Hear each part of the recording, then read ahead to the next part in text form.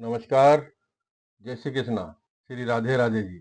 आज हम बेलपत्र के एक अद्भुत और चमत्कारी प्रयोग के बारे में बात करेंगे। ये उपाय जिस ग्रंथ से लिया गया है, उस किताब या ग्रंथ का नाम है महादेव पार्वती प्रणीतम मंत्र रहस्यम से लिया गया है। इस प्रयोग से किसी भी प्रकार का वशीकरण कर सकते हैं, किसी को भी वश में कर सकते हैं और वशीकरण के लिए यह बहुत बड़ा महा उपाय है। ये प्रयोग करने के बाद में आपको किसी को बोलना नहीं है। अगर आप ये बोलते हैं कि आपने ये उपाय किया है, तो ये उपाय निष्फल हो जाता है, फिर ये काम नहीं करता है। इसलिए ये उपाय करते हैं तो किसी को बोलना नहीं है। और एक बात, इस उपाय का कभी भी गलत इस्तेमाल मत कीजिए।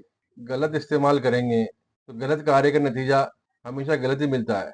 कर्मों का परिणाम तो फिर आपको भोगना ही पड़ेगा। अगर आपने इसका गलत उपयोग किया तो आपको इसके परिणाम भुगतने ही पड़ेंगे। इसलिए इसको अच्छे कार्य के अंदर ही काम में लें।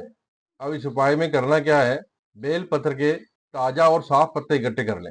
बेल पत्र के ताजा और साफ साफ पत्ते आप इकट्ठे कर लीजिए और इकट्ठे करने के बाद में उन्हें किसी सफेद कपड़े पर रखकर छाया में सुखा लीजिए।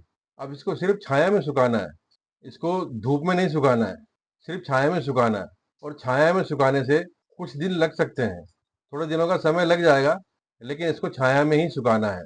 बेलपत्र को बेलपत्र को छाया में इतना सुखाना है कि उसकी जो पत्तियां अगर आप हाथ में लें और उसको हाथ में दबाएं तो फट करके वो चूरा चूरा हो जाए, बिल्कुल एकदम सूख जानी चाहिए। इतना आपको सुखाना है।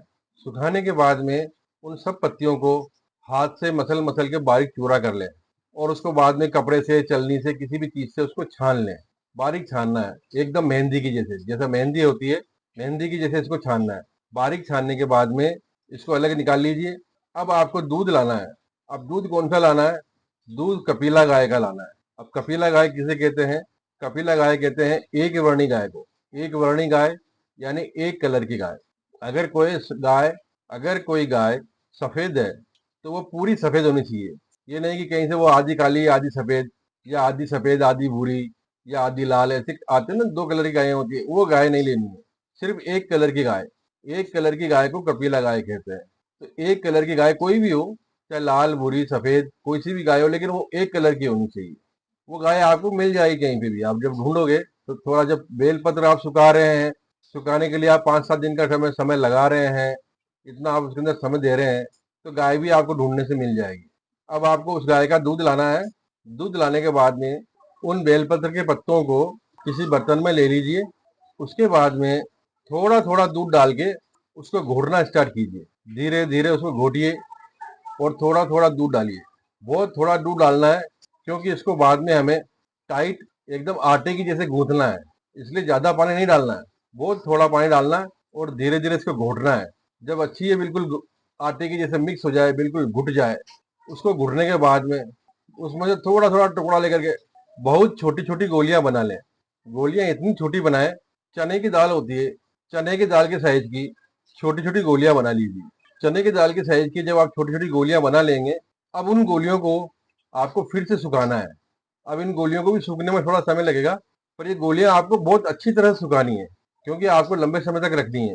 इन गोलियों को सुखा लीजिए। अगर अंदर से थोड़ी भी गीली रह गई तो बाद में ये गोलियां थोड़े समय के बाद में इनमें फूले पड़ जाएंगे, फफूंद आ जाएगी, जाले पड़ जाएंगे और ये गोलियां खराब होने लगेगी। इसलिए इसको पूरा अच्छा और एकदम इसको पूरा सुखा लें। सुखाने के बाद इसे किसी कांच के बर्तन में, कांच की बोतल में भर के आप रख लीजिए। अब इसको काम में कैसे लेना है ये देख लीजिए। जब भी आप कहीं भी जाना हो या जब भी आपको ये प्रयोग करना हो, उसमें से एक गोली निकालिए, उस गोली को हाथ में रखिए और थोड़ा सा पानी डालिए। उंगली से उसको हिलाएंगे तो वो पानी से गल जाएगी। अब उसका आप तिलक लगा लीजिए। आपको उसका अपने मस्तक पर तिलक लगाना है। उस गोली को हाथ में लेके थोड़ा पानी डाल के और उसके बाद अपने मस्तक पर तिलक लगाना है। ये तिलक आपका मोहन तिलक कहलाता है, सम्मोहन तिलक। और ये जो गोलियां बनी है, ये गोलियां कहलाती है मोहन वाटिका। सम्मोहन वाटिका कह सकते हैं या मोहन वाटिका कह सकते हैं। जब आप ये तिलक लगा के जिस किसी के भी सामने जाएंगे, वो आपकी बात मानने से इनकार कर ही नहीं सकता। अब आप चाहें अपने व्यापार में, अपने किसी कार्य से, और भी किसी महत्वपूर्ण कार्य से अगर आप जा रहे हैं और आपको वो कार्य करवाना है, तो ये तिलक लगाकर चले जाएं। आपका कार्य अवश्य होगा और जिसके सामने जाएंगे वह मजबूर हो जाएगा आपका कार्य करने के लिए। एक बार मैं आपसे फिर विनती करता हूँ, इस उपाय को किसी भी गलत कार्य में मत लेना, इसका कोई भी गलत फायदा मत उठाना।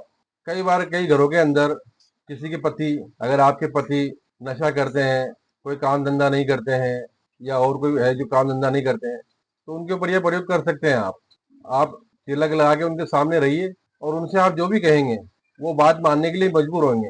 वो बड़ा से बड़ा नशा छोड़ देंगे, अपना कार्य करने लगेंगे और आपके कहे अनुसार ही कार्य करने लगेंगे। ये जो सम्मोहन वाटिका बनी है, इसको काफी दिनों तक आप काम में ले सकते हैं। जब आपको जरूरत हो, जब हाथ में लीजिए, पानी डालिए, तिलक लगाइए और उस व्यक्ति के सामने चले जाइए जिनसे जिससे आपको अपनी बात मनवानी है। इस प्रयोग को करने के बाद आपको क्या फायदा मिला, कमेंट में जरूर बताएं। और अभी कमेंट में हर हर महादेव अवश्य लिखें। हर हर महादेव। ओम नमः शिवाय।